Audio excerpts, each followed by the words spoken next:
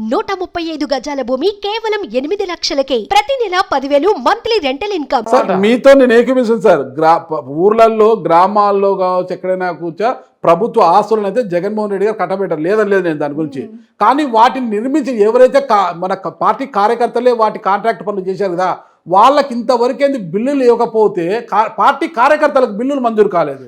వాళ్ళ పరిస్థితి ఏంటి అసలు? అంటే కేంద్ర ప్రభుత్వానికి ఎన్ఆర్ఏజెస్ డబ్బులు అవి కేంద్ర ప్రభుత్వానికి సంబంధించిన డబ్బులు కేంద్ర ప్రభుత్వం నుంచి రావాలి. ఆ డబ్బులు కేంద్ర ప్రభుత్వం అనేది సహకరించనందువల్ల సో దానికి వాళ్ళకు ఆ డబ్బులు వాళ్ళకు అందిన పరిస్థితి. ఎన్ఆర్జీఎస్ నిధులని మీరు మళ్ళా ప్రభుత్వ ఆస్తుల కోసం ఎలా ఖర్చు చేశారు? మళ్ళీ అలా చేసుకుంటే ఆ వెసులుబాటు ఉందంటారా? ఉంది కదా. మరి దానికి పని దినాలు ఎంత ఉంటాయో అంత పర్సెంటేజ్ ఆఫ్ డబ్బులు మనం ఈ శాశ్వతమైన పనుల కోసం పెట్టవచ్చు అన్నమాట.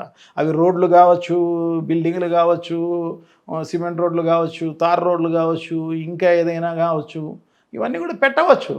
సో అందుకు దాన్ని సక్రమమైన మార్గంలో ప్రజలకు ఉపయోగపడే విధంగా తీసుకుపోవాలన్నదే జగన్మోహన్ రెడ్డి గారి ఉద్దేశం.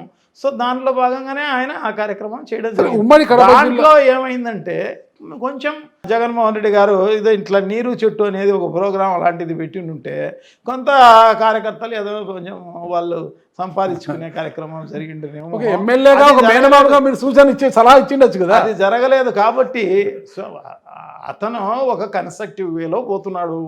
సో ప్రజలకు ప్రభుత్వానికి మంచి జరగాలనే ఉద్దేశంతో పోతున్నాడు.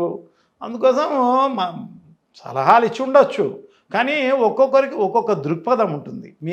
మీ వే ఆఫ్ స్టైల్ ఒక రకంగా ఉంటుంది, నా వే ఆఫ్ స్టైల్ ఒక రకంగా ఉంటుంది, జగన్మోహన్ రెడ్డి గారి వే ఆఫ్ స్టైల్ ఒకరు ఉంటుంది, చంద్రబాబుది ఇంకొక రకంగా ఉంటుంది. సో ఆ రకంగా ఆయన వే ఆఫ్ స్టైల్లో ఆయన ముందుకు పోవడం జరిగిందన్నమాట. మొత్తం మీద తీసుకుంటే ఉమ్మడి కడప జిల్లాలో అసలు ఎవరు ఓడిపోయినా కూడా జగన్మోహన్ రెడ్డి గారి తర్వాత ఖచ్చితంగా మేనమామ రవీంద్రనాథ్ రెడ్డి గారు ఖచ్చితంగా గెలుస్తారనుకున్నారు. కానీ మీరు ఓడిపోయారు. ఇక్కడ ఉమ్మడి కడప జిల్లాలో తీసుకుంటే రాజంపేట, బద్వేలు, పులివెందులు మాత్రమే గెలిచాయన్నమాట.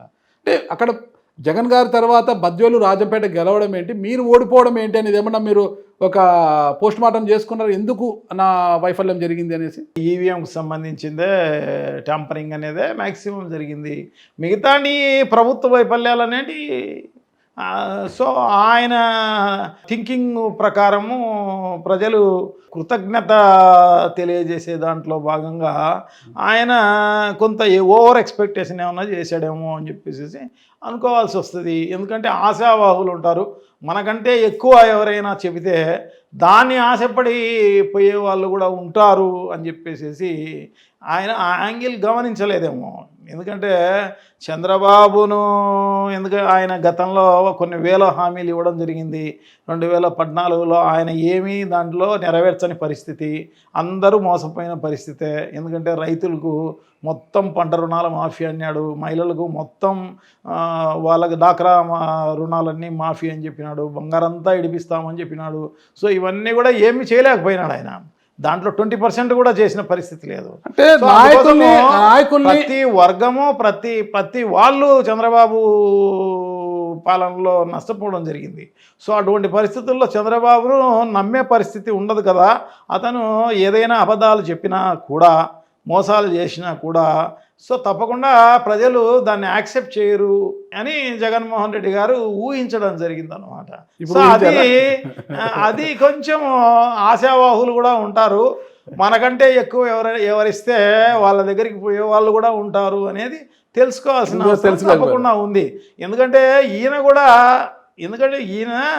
ఒకటి ఏదైనా చెబితే అది ఖచ్చితంగా నెరవేర్చాలా అన్నది ఆయన ఉద్దేశం. అందుకోసమే ఆయన ఏదైతే మేనిఫెస్టోలో చెప్పడం జరిగిందో నవరత్నాల గురించి, ఆ నవరత్నాలన్నీ కూడా 98.5% ఆయన అన్నీ నెరవేర్చడం జరిగింది.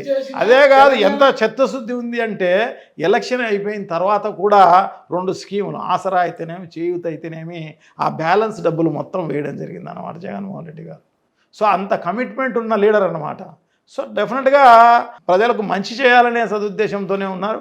అలాగే మంచిది మనకు కూడా వాళ్ళు కూడా మంచిగా ఆలోచన చేస్తారు, ఒక మంచి ప్రభుత్వాన్ని మళ్ళీ తెచ్చుకుంటారు అని చెప్పేసి ఇదే కాకుండా అందరూ కూడా జయప్రకాష్ నారాయణ అయితేనేమి, ఇంకొకరు లక్ష్మీనారాయణ అయితేనేమి, వీళ్ళందరూ కూడా వాళ్ళ ఇంటర్వ్యూస్లో చెప్పిన పరిస్థితి అన్నమాట. ఎందుకంటే సంక్షేమ కార్యక్రమాలు ఇంత బాగా అమలు చేసిన ప్రభుత్వాన్ని ప్రజలు తెచ్చుకోకుండా మానరు. ఒకవేళ తెచ్చుకున్నారు అంటే ప్రపంచంలోనే సంక్షేమ కార్యక్రమాలు అమలు చేసే పరిస్థితి ఉండదు డెఫినెట్గా. ఎందుకంటే ప్రజలు సంక్షేమ కార్యక్రమాలు ఏముందిలే, ఇచ్చినా ఒకటే ఈకున్నా ఒకటే, అబద్ధాలు చెప్పి మనం అధికారంలోకి రావచ్చు, మళ్ళీ ఈకపోయినా పర్వాలేదులే అనుకునే స్థాయికి వస్తారు. ఎందుకంటే జగన్మోహన్ రెడ్డి గారే ఉదాహరణ. అంత బాగా అమలు చేసిన జగన్మోహన్ రెడ్డి గారినే ప్రభుత్వమే రాలేదు అని చెప్పేసి అనుకునే స్థాయికి మొత్తం రాజకీయ నాయకులందరూ, ప్రపంచంలోనున్న రాజకీయ నాయకులు అందరూ వస్తారు. ప్రభుత్వాలు ఏ సంక్షేమ కార్యక్రమాలు అమలు చేసే పరిస్థితి ఉండదు అని వాళ్ళందరూ కూడా చెప్పడం జరిగింది. సుమన్ టీవీలో మీ పర్సనల్ అండ్ బిజినెస్ ప్రమోషన్స్ కోసం కింది నెంబర్కి కాంటాక్ట్ చేయండి.